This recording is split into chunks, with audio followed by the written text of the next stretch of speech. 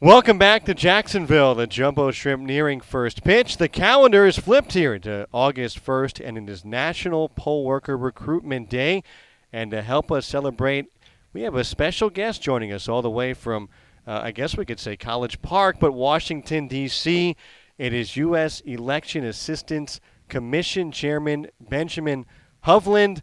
Ben, thank you so much for coming by. Have you enjoyed your trip, first off, here to Northeast Florida? Absolutely, Scott. Thanks for having me. It's been great to be here. Catch a little jumbo shrimp action. I got to visit with a few supervisors of elections in the area, so it's been a great trip.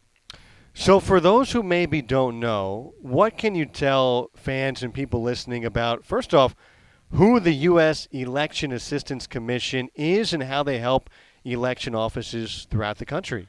Yeah, fair enough. We are a small federal agency. We're one that many Americans aren't familiar with. In this area, though, a lot of people probably remember the Florida 2000 election. And so Congress's response to that was legislation called the Help America Vote Act. And the Help America Vote Act of 2002 created the Election Assistance Commission, recognizing that elections are run at the local level all across the country by state and local officials, but that we at the federal government could play an assistance role, what I like to think of as a customer service role, to help share best practices and support our local officials who run our elections.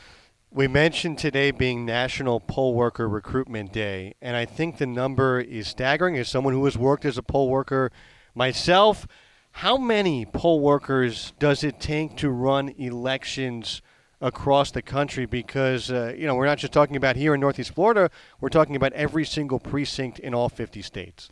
That's right. And first, thank you for serving as a poll worker. That's a big deal.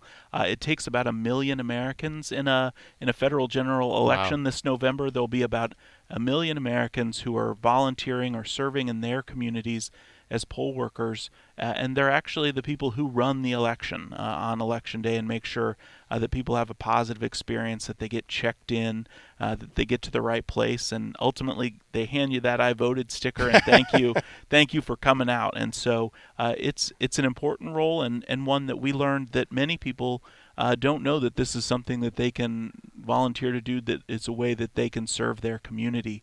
And that's really part of why we created National Poll Worker Recruitment Day, was to raise awareness about this being an option to serve in your community and help your neighbors and your friends participate and make their voices heard.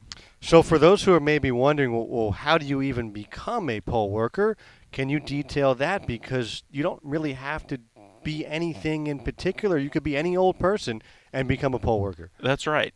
We created a website, helpamericavote.gov. That's got a lot of information about it.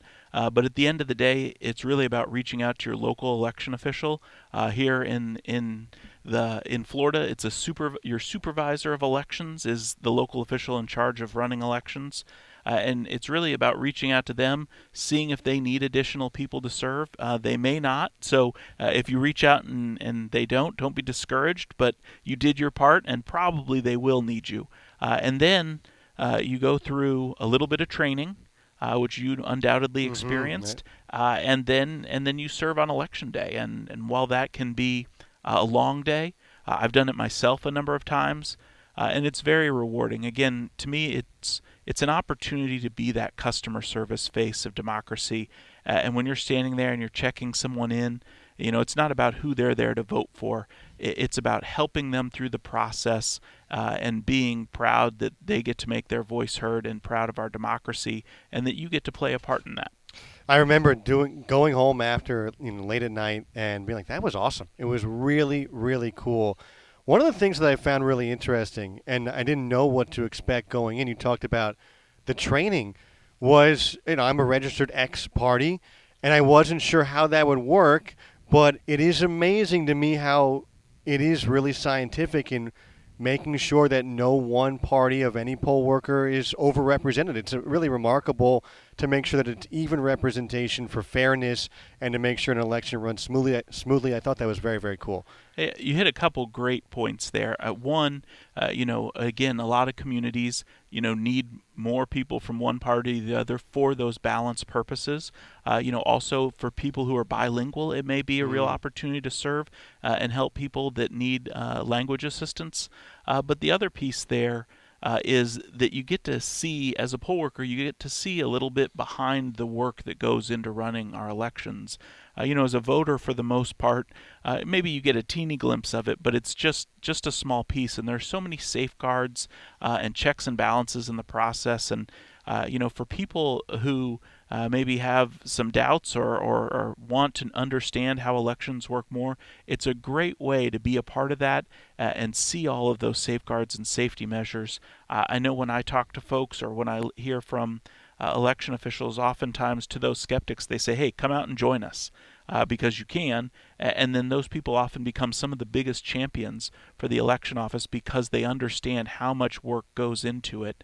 It really is a labor of love for our local election officials. They are public servants, and they are there to help people make their voices heard. And again, you can be a part of that in your community, helping your friends, helping your neighbors to cast their ballots. This is Ben Hovland joining us. First pitch coming up in a little bit. Before we kind of wrap things up, this is clearly a passion of yours, and to be as high as the EAC, how did you get into this in the first place? I mean, what is your bio? Because I think it's fascinating how maybe you ended up here and maybe can help inspire somebody else. A long time ago, I don't know that this is a great story, but I was an election attorney at the Secretary of State's office. But one of the things that I really learned there was, I discovered a lot about election administration, and really, again, this customer service attitude. One of the things that election administrators have, and one of the things that I say, this is a very political environment that we're living in, and one of the things I say a lot is, when you look at good election administration, it's not about politics, it's not about partisanship, it's about good governance and customer service. And so it's really easy to recognize. And again, I get to travel all over the country. Each state runs elections a little bit differently, but one of the amazing things that I get to see are these dedicated professionals who serve voters all over the country and who help make it where we're able to cast our vote and make our voices heard. And so, again, I'm fortunate enough to get to do that 365 days a year, but anyone who's a registered voter is able to do that at least 1 or 2 days a year if they sign up to be a poll worker.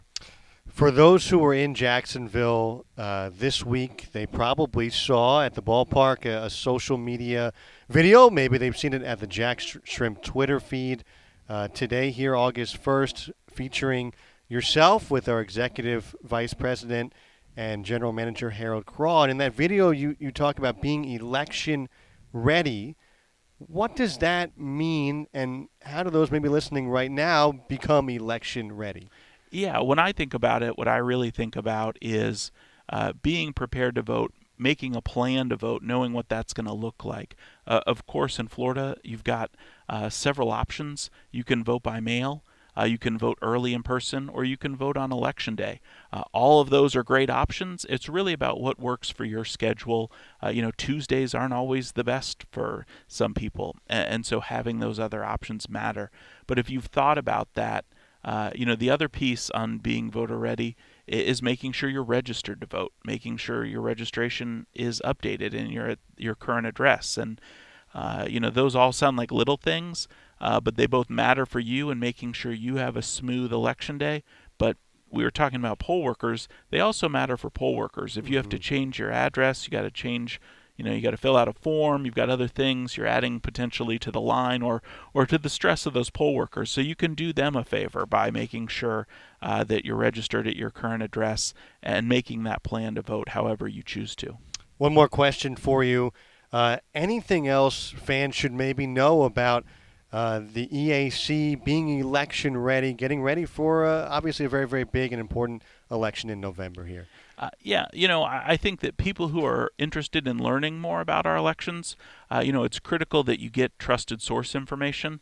We've got a lot of great information at the EAC, but again, that's at a national level, and elections are run in your community at the local level by your local election officials, and those are always the best trusted source for information. And so, there's a lot of there's a lot of stuff on the internet. But so if you see something that doesn't quite sound right about how elections are run, how elections are administered, the best place to go is to your state or local election official, and particularly here in Florida, that supervisor of elections is the one who knows the most about how your elections are run in your community, and that's your trusted source. Ben, thank you so much. Happy National Poll Worker Registration Recruitment Day here. We appreciate you coming down here to Florida. Thanks for having me. It's been great.